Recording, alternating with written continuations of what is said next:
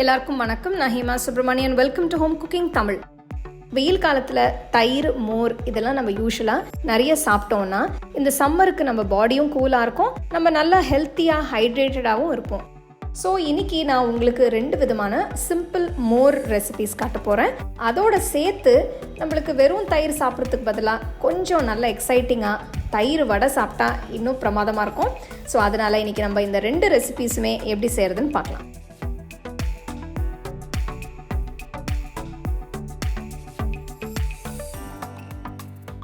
Summer special drink நீர்மோர் செய்ய நான் 1 கப் தயிர் எடுத்திருக்கேன். முன்னாடி நம்ம அம்மா பாட்டி எல்லாம் இந்த மாதிரி ஒரு மத்து வச்சு தயிர் கடையிறது பார்த்துருப்போம். இப்போவும் சில பேர் வீட்டில் இதை யூஸ் பண்ணுறாங்க. இந்த மாதிரி ஒரு மத்து வச்சு தயிரை கடைஞ்சிக்கலாம்.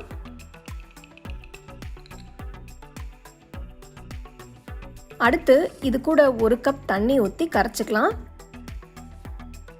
ஒரு சிட்டிகை உப்பு சேர்த்து நல்ல மறுபடியும் மத்தால கடைங்க.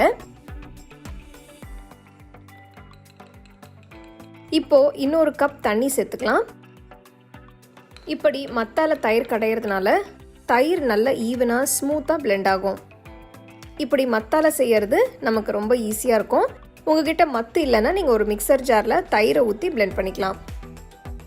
இப்போது ஃப்ரெஷ்ஷான மோர் ரெடி ஆயிடுச்சு. இதை இது போல் சின்ன சின்ன மண்பானையில் ஊற்றி சர்வ் பண்ணிங்கன்னா மண்பானை மோரை நல்ல ஜில்லுன்னு வைக்கும். இப்படி மோரை குடிக்கிறது நம்ம ஹெல்த்துக்கு ரொம்ப நல்லது.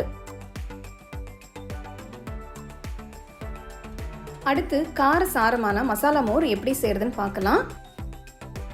ஒரு மிக்சர் ஜாரில் 2 டேபிள் ஸ்பூன் தயிரை ஊற்றிக்கலாம்.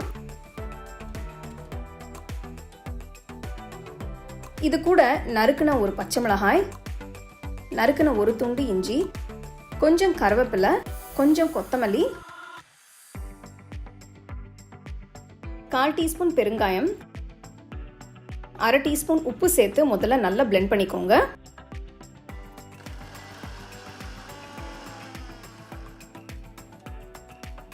ஒரு தடவை நல்லா சுத்தினதும் இன்னொரு கப் தயிர் ஊற்றி 1/2 டீஸ்பூன் உப்பு சேர்த்து இன்னொரு தடவை நல்லா பிளெண்ட் பண்ணுங்க.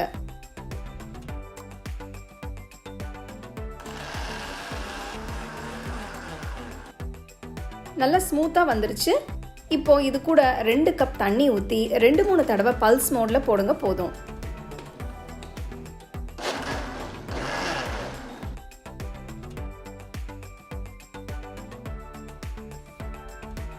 மசாலா மோர் ரெடி ஆயிடுச்சு. மிக்ஸி ஜார்லேருந்து எடுத்துட்டு ஒரு பாத்திரத்தில் மாற்றி உப்பு டேஸ்ட் பண்ணிட்டு தேவைப்பட்டால் இன்னும் கொஞ்சம் சேர்த்துக்கலாம். பொடிசாக நறுக்கின கொத்தமல்லியை தூவி ஜில்லுன்னு சர்வ் பண்ணுங்க.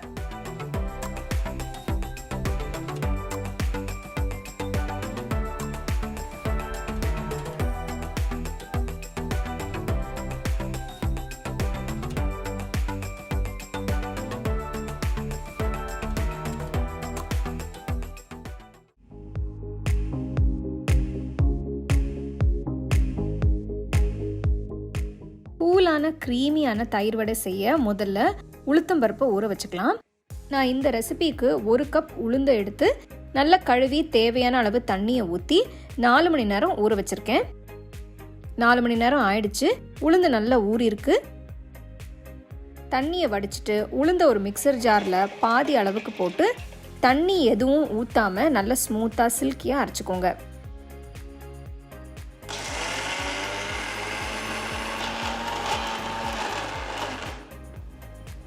இப்படியே கொஞ்சம் கொஞ்சமாக சேர்த்து எல்லாத்தையும் அரைச்சி எடுத்துக்கோங்க.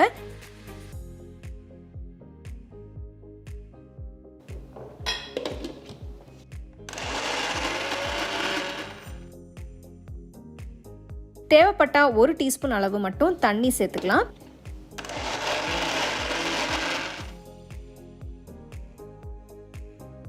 நிறைய தண்ணி ஊற்றக்கூடாது. மாவு கெட்டியாக இருந்தால் தான் வடை நல்ல ஷேப்பாகவும் நல்ல சரியாகவும் வரும்.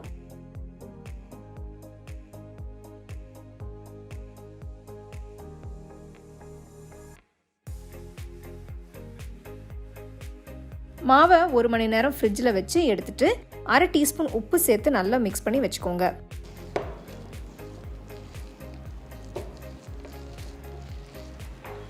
இப்போது தயிர் வடைக்கு தேவையான தயிரை ரெடி பண்ணிக்கலாம். ஒரு அகலமான பாத்திரத்தில் 800 கிராம் தயிர் எடுத்து நல்லா க்ரீமியாக ஆகிற வரைக்கும் பீட் பண்ணிக்கோங்க.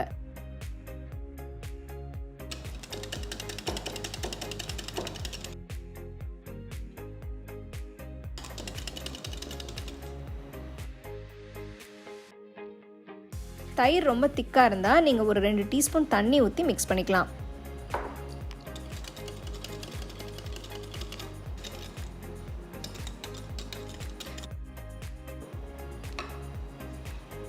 ஒரு தாளிக்கிற கரண்டி எடுத்து சூடாக்கி 2 டீஸ்பூன் எண்ணெயை ஊற்றி 1/2 டீஸ்பூன் கடுகு,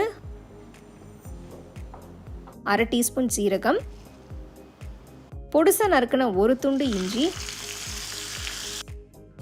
பொடுசா நறுக்கின ஒரு பச்சை மிளகாய், 2 சிவப்பு மிளகாய், 1/4 டீஸ்பூன் பெருங்காயத்தூள், கடைசியாக கொஞ்சம் கருவேப்பிலை சேர்த்து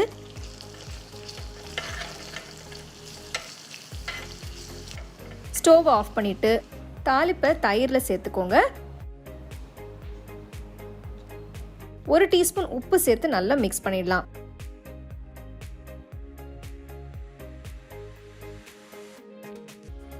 ஒரு பவுலில் 1 டேபிள் ஸ்பூன் தயிர் எடுத்து இது கூட 2 கப் தண்ணி ஊற்றி நல்லா கரைச்சி வச்சிருங்க.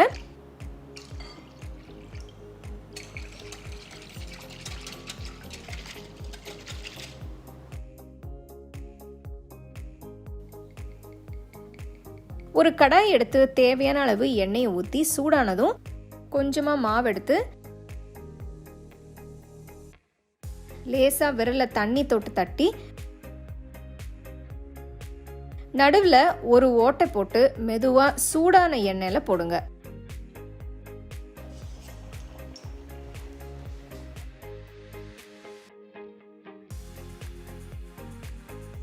ஸ்டவ் மீடியம் ஃப்ளேம்லேயே இருக்கட்டும்.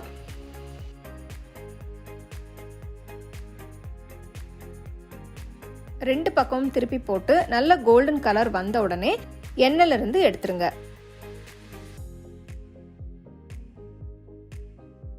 இப்போ பொரிச்ச வடையை ப்ரிப்பேர் பண்ணி வச்சிருக்கிற மோரில் போட்டு நல்லா டிப் பண்ணி எடுத்துக்கோங்க. இப்போ தயிர் வடையை பிளேட் பண்ணலாம். ஒரு பிளேட்டில் தேவையான வடையை வச்சு மேலே தயிர் கலவையை ஊற்றி கொஞ்சம் நறுக்கின கொத்தமல்லி, கொஞ்சம் பூந்தி, கொஞ்சம் மிளகாய் தூளை தூவி விட்டு சர்வ் பண்ணுங்க. டேஸ்டியான நல்ல க்ரீமியான தயிர் வடை ரெடி ஆயிடுச்சு. உங்கள் ஃபேமிலி கூட சாப்பிட்டு நல்லா என்ஜாய் பண்ணுங்க.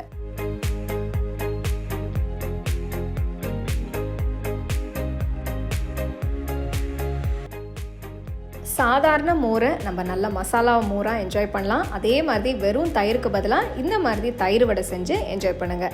ஸோ அந்த ரெண்டுமே நீங்கள் வீட்டில் ட்ரை பண்ணி ரசித்து சாப்பிடுங்க.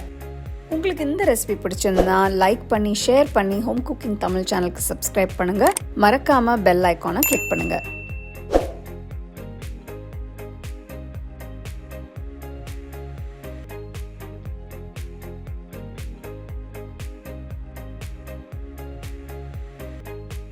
The second edition of our home cooking book is now available on our website 21frames.in. I'll give you the link in the description. You can go and check it out. The book is currently available only in India for now, so you can place your orders on 21frames.in.